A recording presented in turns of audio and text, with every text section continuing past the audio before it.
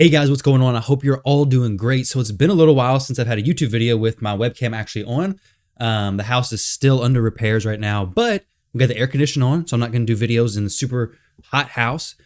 Plus, my green screen's up, obviously, so the mess behind me you can't see. So we're going to hopefully get back to a consistent upload schedule. Now, last night I made this video on this champion, which is Lady Kimi, as you can see by the title or the thumbnail of the video. But I made the video, it was 25 minutes long. I had it uploaded and I was like, my first video back, I'm not very happy with this video. I want to jump in here and go through it again and hopefully make that a lot shorter of a video, more concise and to the point, better than the last one. So with that said though, in the last video, I also mentioned Lady Kimi is an amazing champion. I had the thumbnail set up that probably one of my favorite champions. Well, just so happened this morning, I woke up, rolled over in bed. We have the 2x Sacreds going on right now, plus a 10 times chance to get Cavalak. So I was like, I'm going to pull a shard. And lo and behold, look who walks out of my shard, Lady Kimi. A dupe of Lady Kimi. All right, so for now on, I'm going to start making videos the day before I pull hoping for a champion saying, Rotos is such an amazing champion. I don't actually even have him yet. Or saying Hegemon is such an amazing champion. And then hopefully maybe getting him to pop out. I was definitely surprised seeing this, which is another thing. Lady Kimi was in the Guaranteed Ancient Shard a few months ago. I forgot. I don't know exactly when it was, but she was in there. And I know since then, you may or may not have gotten her, but with the 2x Sacreds going on, I can't be the only person who's gotten her. 689 reviews. So if you have her, let's go over her. Let's talk about her. I'm going to show you guys where I'm using her. She's one of those champions who, when I originally pulled her, well, I was going for her during the Guaranteed event.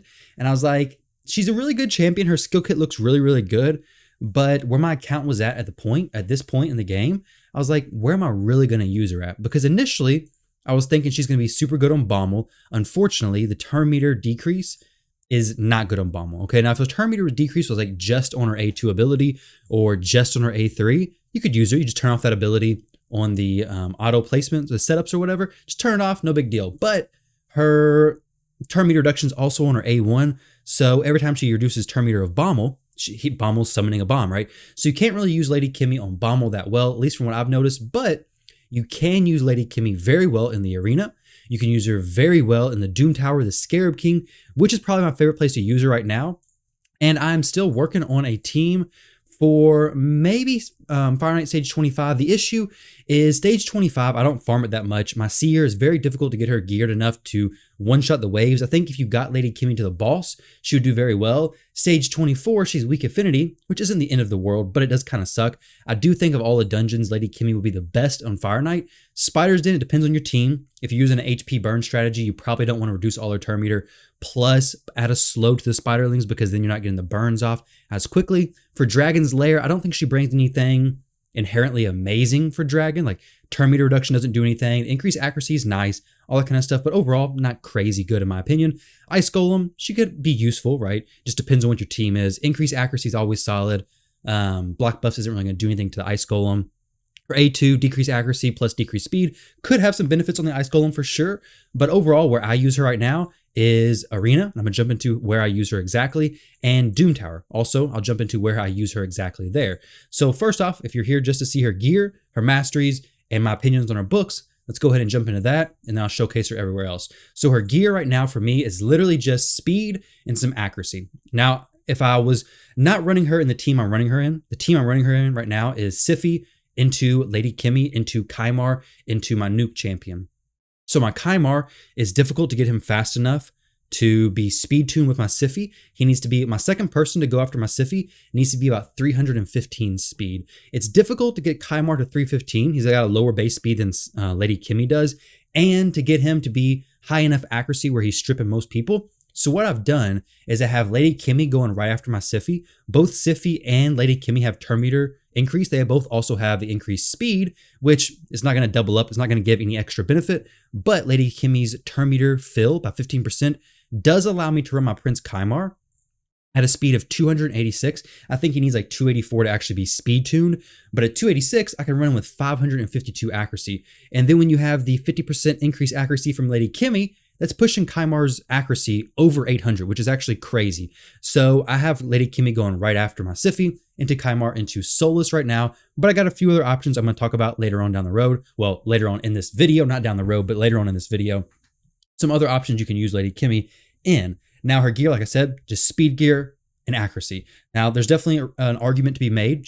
You can build her in a lot of different ways, right? If you use an arbiter with her, you can drop her speed, bring up the accuracy, because she does have that A3 ability that does remove one random buff and has a 75% chance of placing block buffs for 2 turns, which is very, very good. You do need accuracy to do this ability as well as the A2. Fortunately, you'll likely be using A3 first, so you're going to get that increased accuracy already, which she will apply it to herself.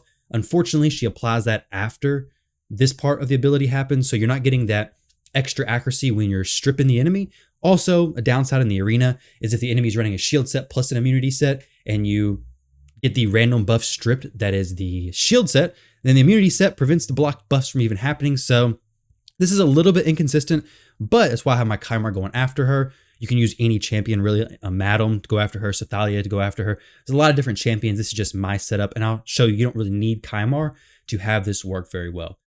So our A3 ability, very, very solid. The increased accuracy, increased speed, very good.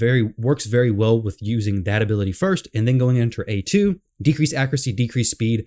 A1 basically hits one enemy and then attacks the enemy with the highest turn meter, has a chance to reduce their turn meter by 15%. If the enemy with the highest turn meter is the person she hit the first time, she'll hit them twice, which this is very nice against the Scarab King. I have her in Blood Shield accessories, which I'll get into that once we get into that part of the game.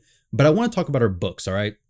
So a while back, I did a video talking about champions who are made kind of like a series, champions who need books versus champions who don't really need their books. Lady Kimi is one of those champions who I think very strongly needs her books, because especially against like the Scarab King or anything that's force affinity, if she weak hits, then you have no chance of placing any of these debuffs, right? But besides that, which this one actually doesn't hit, so you could do the block buffs technically, but let's just do the Scarab King, keep that in mind, okay? So if you weak hit, you don't got a chance to place your debuffs anyways. So that's one layer of RNG. You also have the consistent, all the time, all across the board, 3% chance to be resisted. Another layer of RNG. You don't want to add a third layer of RNG by not having this fully booked. So then you can sometimes just miss it completely, right? So it was a huge help when I finally got her booked. Like a good clan member that I am, I did wait till CVC to actually get her booked. I wish I would have done this video before the last CVC, but maybe for the next CVC that's coming up, hopefully with better personal rewards, right? Hopefully you guys can build her out then if you haven't booked her already. But overall, I think she is 100% worth the books. What is it? 5 plus 4, so 9, 10, 11, 12, 13 books. I mean, not cheap by no means, but it's not insane like Pixmeal. Plus, she gets big benefit from having the books for sure. Cooldown reductions here, cooldown reductions, buff and debuff chance boosted. And then here, same thing. So she's definitely worth it. I didn't mention her passive and her aura. Her aura, crazy. Doom Tower battles by 30%. Speed, that's huge, okay? That's better than any other person. The only person with a higher speed aura, I think, is Ray, with a 33% in dungeons, I believe. So Lady Kimi is incredible. Another reason why I use her on Scarab King and the Doom Tower, and I've even slotted her in some regular wave runs in the Doom Tower. Also her passive, I kind of overlook this a lot of times, to be honest. Whenever this champion places a debuff on an enemy, also decreases that enemy's turn meter by 5% for each debuff placed. Whenever this champion or an ally receives a debuff, fills their turn meter by 5% for each debuff received. So this is a very good passive as well. Granted, 5% is not a huge difference, but this A2 ability that's already decreasing turn meter, already has 2 debuffs placing. If everything works out perfectly, you're going to have this 15% turn meter reduce, plus, I guess, 10% because you're placing decreased accuracy and decreased speed, and you have decreased speed. That allows her to be an arena beast. Plus, she's very good, like I said, in Doom Tower against the Scarab King. Let me go in here one more time and show you guys her masteries, and then we'll jump into some battles and show you guys some arena matches with her, as well as my Scarab King run that I'm currently doing, and I'll kind of talk about why I'm doing Scarab King right now. Now, for a mastery setup, this is not going to be, you should use this setup without a doubt across the board, no matter what. This is going to be perfect for your Lady Kimi, right? So this is just my idea. Right now, my main thing I want her is I want to get as much speed as I can to make sure she's speed tuned with my Siphi and making sure that she has pretty good accuracy, because I do want her to land that A3 ability as well as place the debuffs from the A2. Granted, like I said, I don't need crazy amounts of accuracy for the A2 because she is going to have 50% boosted by the time it gets back around to that ability, ideally, right? So I've grabbed Lore of Steel for the extra speed from the speed set. I grabbed the accuracy boosts as well, some turn meter boost, some buff extension as well. Extending those increased speed, that increased accuracy is a nice little touch on top, plus the extending their debuffs, and then we got the accuracy down here. Like I said, Not the perfect setup, probably depending on how you're wanting to play her, but this gives my goal and my use cases for Lady Kimi. It hits that perfectly. All right. Now my second one, am I going to build her? Probably not. I don't really know what I'd use two of them for. If you guys have any idea, definitely let me know. I would be interested in knowing what you would use a second one for. But if nothing else, I'll just use her for the Guardian thing when it comes out for the dupe system, right? So we'll use that whenever it comes out. Getting dupes are not as bad now. I pulled a dupe Lady Kimi, and then I opened up 10 Ancients this morning and pulled a dupe Scar Torsus, which I was kind of like, it's not too bad. Now that the Guardian system's coming out, supposedly, right? And if the video stays pretty similar like what I actually mentioned, then I could use those dupes, especially in Undead, to get that plus 10 speed for my Siphi at the end. I think you need, 5 sets, which is quite a bit. I don't have that much. I think I may have 2 sets, or 2 sets at least. Maybe 3 for Undead. I don't know. But Lady Kimi, one more thing. She's going to be very, very good for Faction Wars. I don't even, obviously, Shadowkin Faction Wars isn't out yet. It's going to come out in about 3 months from this video. Now, if you watch this video 3 months down the road, then yeah, it's probably already out, right? So Lady Kimi, I'm going to assume that she's going to be very good in Faction Wars, right? She has the AoE, decreased speed, decreased accuracy. The decreased speed is just so good. Decreased speed is an amazing debuff to bring, okay? Decreased turn meter plus decreased speed on the A2 ability is so good. And the A3 with removing a buff, placing block buffs, very, very nice. Now, the downside about that, like I said, in the arena, if you strip the shield and they still have immunity on them, then you're not going to place the block buffs, right? But if you do place the block buffs and they have swift parry, guess what? It's not going to proc. But another thing is, I was using her in the arena before she was booked, and she wouldn't even land that ability. She would get the I guess, 25% chance to miss it because she only had a 75% chance of actually landing it. The 25% chance of not applying that stuff would happen, and it just didn't feel that good. So like I said, she's definitely a champion you do want to book. But while we're doing this battle, it takes about 5 minutes or so to go through here. I may even stop it early, but you can kind of see how good Lady Kimi is here. Now, keep in mind, there is a Lysandra, Cold Heart Farrakhan, Allure. Other than Lysandra, who could be swapped out for, I think, a lot of other good turn meter reduction champions, this team may not be super hard to complete. So if you want to farm Scarab King, this actually could be a pretty solid team. Now, granted, you may be wondering where the shield's coming from. This team is built with Blood Shield accessories. Now, CVC is kind of weird lately because before, when I got my Blood Shield accessories, it was the first and the third slot in CVC where you'd get the Blood Shield accessories. Now, it's been slot 1 and 2 has been reaction. Slot 3 and 4 has been Blood Shield. So it's very difficult to get Blood Shield accessories. I want a lot of reaction gear, but Blood Shield has very good uses. I mean, it uses here against the Scarab King to prevent the Scarab from actually counterattacking you whenever you attack with no shield, because every time you attack, you get that shield placed on yourself, which is incredible. It allows you to bring basically any champion who you have Blood Shield accessories for into this run, which is so very helpful. Also, it helps me out with my Seer whenever I do Fire Knight because I can throw Blood Shield on my Allure, have my Allure go before my Seer, and once Allure attacks anybody, she has that buff, which I believe stacks with a shield set buff as well. I'm pretty sure, like 99% sure it does stack as well. So now I got one extra buff on ideally every one of my champions except for Seer. So when Seer does her A3 ability, strips all my buffs and then hits the enemy, it gives her that little extra damage to hopefully one-shot most of the waves, a little bit more consistent. This run, I believe, is 100% consistent. I've never seen it fail. Lady Kimi, I guess in like the worst case scenario, Lady Kimi could constantly get weak hits, but it'd be very difficult. I mean, we have 2 weak affinity people here, Allure and Lady Kimi. Farrakhan's very nice. I imagine Kreela could actually work here as well. Any ally attack champion. Lysandra is a huge help, but with the increased speed from Lady Kimi, if you had a champion who maybe a Visix could be pretty good with her A1 where she has a turn meter reduction, maybe even Armiger could slot in for Lysandra. Lysandra is huge. She's a very helpful champion, but I definitely think you could swap her out for somebody else. My Cold Heart is the one who has the Destroy gear because you may be wondering how am I actually reducing the HP of the Scarab King. Well, Cold Heart's helping out with that. Now, you could definitely bring in a champion here who does a little bit more damage, especially to help utilize Farrakhan's ally attack. Cold Heart's not really doing that much from her A1 ability, unfortunately, but it's decent, all right? So it's 3 minutes of the Scarab King. We're 15 minutes into this video. I'm gonna go ahead and back out of here and let's go jump into the arena and let me show you guys some stuff here and how I use her in the arena.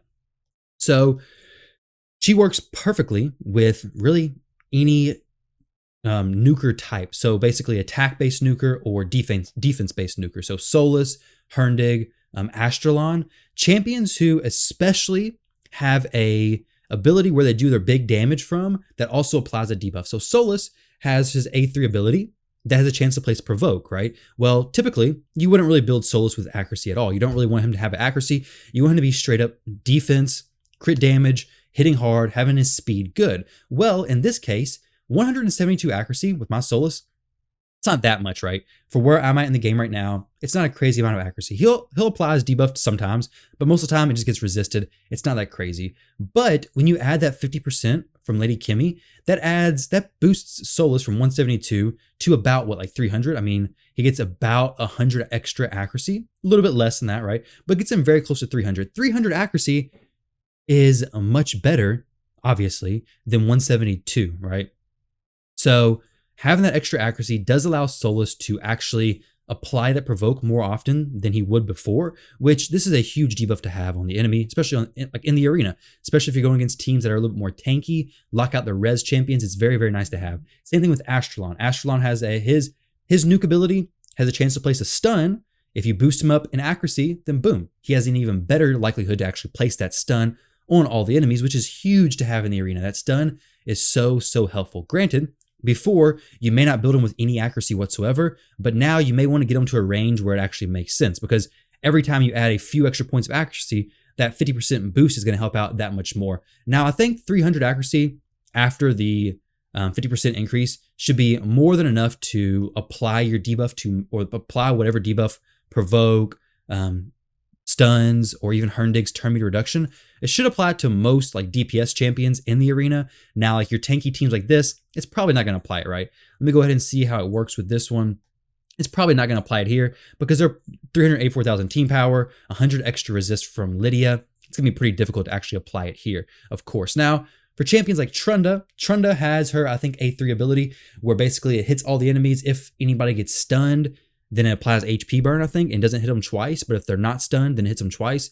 For a champion like Trunda, you don't want to necessarily have Lady Kimi boosting that accuracy, or at least you don't want Lady Kimi boosting accuracy on Trunda if she has any decent level of accuracy whatsoever. Like if my Trunda had 150 accuracy somehow because that was my best gear, I would be very, very cautious running Lady Kimi with her, because that damage reduction from Trunda, well, basically 50% damage reduction, doesn't feel too good, right? So we're using this ability. My Kymar is 286 speed, so he wouldn't be speed tuned my Siphi.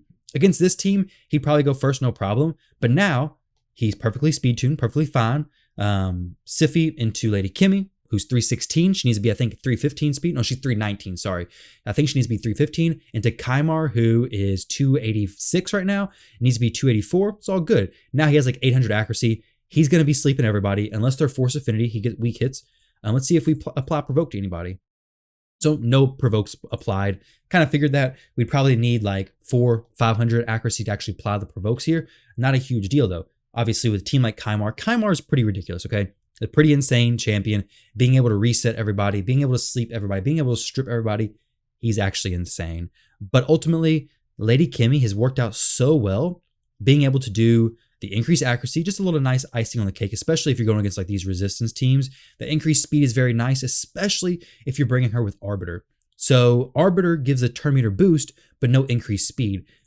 With Siphi gives a small turn meter boost and the increased speed. So Lady Kimi's increased speed isn't giving me that extra benefit. But with Arbiter, you get that increased speed that's by itself, plus you get that turn meter boost. So having Lady Kimi with Arbiter helps you close that speed gap even more between whatever champions you may be trying to speed tune. Another big benefit is maybe you don't have Kymar. Maybe you need somebody else instead. So let's go in here and see who else I could use. So we'll see if we can find a team with maybe a decent amount of resistance right here. A decent level, probably 241,000 team power. Nothing crazy, but better than the last team we went against, right? So let's go against, I'll just put this team in there. I'm going to take out Kymar. You don't have to use him. I'm going to use my Herndig right there. And then we're going to use Umbral Enchantress. Umbral Enchantress is actually a very good champion as well. I did a video on her a while back. She got changed not too long ago.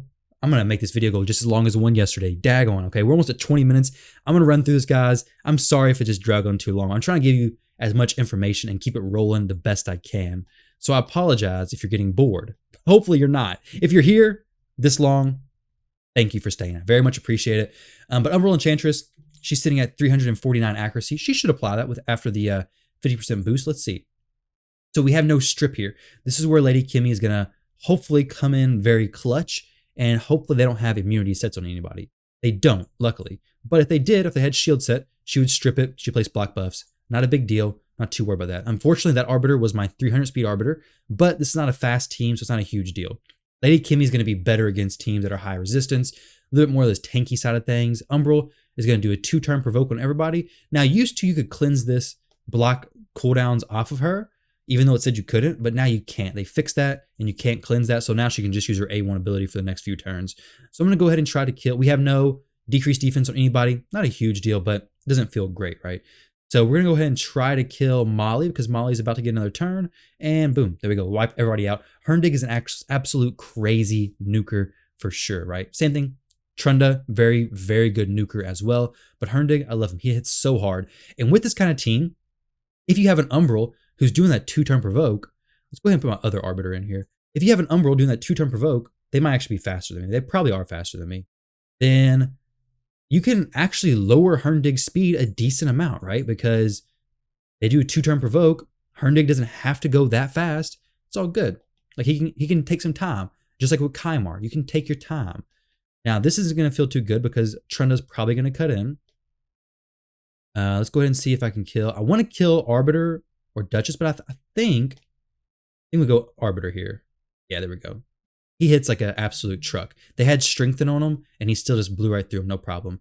Now, I don't want to have to res anybody, obviously, because if I try to res, then Lydia's just going to block the res, revive their team, and it's just going to be a disaster, right? So I don't want to do that. I'm reducing some turn meter. Nice. So, boom. There we go. Now it gives Herndg some extra space to actually cut in. We're going to do this one shot here. If you don't have Herndg built, guys, build him. If you pulled him, congrats. He's actually an awesome champion as well.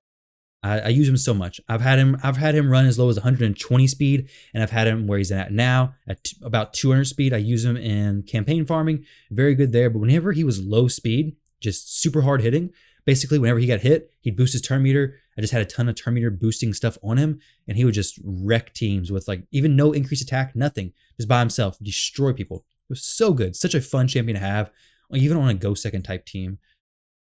So similar thing here. I'm hoping they have a shield set. I really want to see. Okay, so they got some buffs. They might be speed tuned with a Countess Elix. Okay, they're not speed tuned. We are though. So hopefully, now here's like two things. Okay, so I'll probably do this one, the A2 ability, just because if I did the A3, I don't know if my Umbral's actually speed tuned with my Lady Kimi. Let's see. Maybe she is. If not, we'll just run it again. Okay, so she's not speed tuned, obviously. It doesn't matter. Herndg's just taking out the trash. It doesn't matter who we hit here because everybody's going to die. So he counterattacks, kills her. Maybe I should use the A2, reduce her turn meter, so I could cut in actually.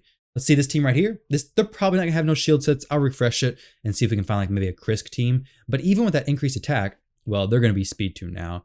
Now, if you didn't have an Umbral, you could always just use a Madame Ceres down the road. That boost that Lady Kimi brings, a speed boost plus the increased accuracy, you could actually adjust Madame Ceres' stats. So you could lower her speed, boost her accuracy, get the accuracy depending on where you're at in the game, get the accuracy high enough where you know after the 50% boost, you're going to be able to strip basically anybody, right? Like get her to 600 accuracy. After the boost, you're going to have 900 accuracy. You're not going to be resisted by really anybody depending on where you're at in the game. Like if you're on high level plat, maybe a few teams will resist you if they have Lydia leads, but 900 accuracy, you're stripping 99% of teams out there, okay? And getting to 600 regular accuracy before the boost allows you to be pretty flexible with your gear, right? Like you can go a faster Madame Ceres, you can go a slower Madame Ceres. 600 accuracy isn't like a crazy high insane number, depending on where you're at, of course, right? Like you could be very low in Bronze 1 arena, and 600 accuracy is crazy. But in general, especially with perception gear, 600 is not anything beyond achievable. So what team's going to have a shield set here? This team will probably have a shield set, but it also has a Torment. I don't like Torment that much because I don't have a team that would really showcase that very well. Well, technically I could use my Siphi team, so we'll do that, okay? We'll use the Siphi one. I mean, he has Prince Kymar, so he's going to strip anyways. We don't have to strip with him first time, right? Now, most people run Necro with a shield, and looks like this person is not running Necro with it. So we're just going to turn it on auto, let it run through. Lady Kimi's not really going to do much here, unfortunately, because she can't really strip too much. Nobody had any buffs on her, nothing like that. But if it was a Krisk, it'd be a perfect example. If she would strip, You know there's going to be a shield set. So she'd strip that, block buffs. If there's a Duchess or anything like that, Swift Parry, don't worry about it. Block buffs is very, very nice. It's kind of unfortunate that when she removes stuff, if they had an immunity set on them, she could accidentally remove the shield set instead of the immunity set. And then now you can't place the block buffs because the immunity set is still there, blocking you from placing the block buffs, right? So this is basically the exact same list I just had. Let's see. Here, perfect, Krisk team. Now, this is a very low team power. I see that. But the idea is not to show you that she is very good in top of plat. I should have pushed up a little bit more. These teams are a little bit lower than what I should typically be hitting. But it's just ultimately to showcase this is how she works. All right. So let's do this team. We don't really need another person. Maybe we do. Maybe I'm just doing this and I'm about to get screwed. Because they do have a Kymar. Okay, so stripping everything. No immunity sets here. Kymar does have a shield set on him. Like he has an actual, I guess, shields. What does he have? I don't know. A shield accessory, like shield, divine life, divine speed, whatever like that. That gives a shield right there. So you can get a shield set plus a Krisk shield, which I think the blood shield accessories work like Krisk shield, I believe. Okay, so we strip that, block buffs on everybody. If there's any Swift Parry on the team, it doesn't even matter because it's irrelevant. Everybody just dies. Swift Parry, no problem, okay? So for all I know, Duchess, Krisk, and Astralon could have all been in Swift Parry, but makes it easy farm whenever that happens. Now, like I said, that's pretty situational, obviously going against a Krisk or a team with shield sets on them. But if you do have a team that you're going against that does have a shield set, Lady Kimi slots in perfectly. She does a very good bridge basically between your fastest champion and like maybe a provoke sleep champion or anything like that, like Kymar is for me. So now I'm able to throw in Lady Kimi, lower Kymar's speed, but boost up his accuracy quite a bit. So now he's not really going to get resisted really ever, to be honest. So that's where I've been using Lady Kimi. I've become quite a big fan of her, to be honest. At first, I was like, Before I had her book, I was like, okay, she's okay, but she's not crazy. And now after having her fully booked, fully masteried, fully built up, I became quite a big fan. Doom Tower in the arena. And I think I'm gonna like her in Fire Knight, but I haven't tested her too much there because I got a team that I like pretty well. So I will test her out some more in Fire Knight, but let me know where you guys are using her. Sorry for the long video. Like I said, I tried making it shorter than my last one, but it looks like it's just as long. So thank you all very much for watching if you stayed this long, and I'll catch you in the next one.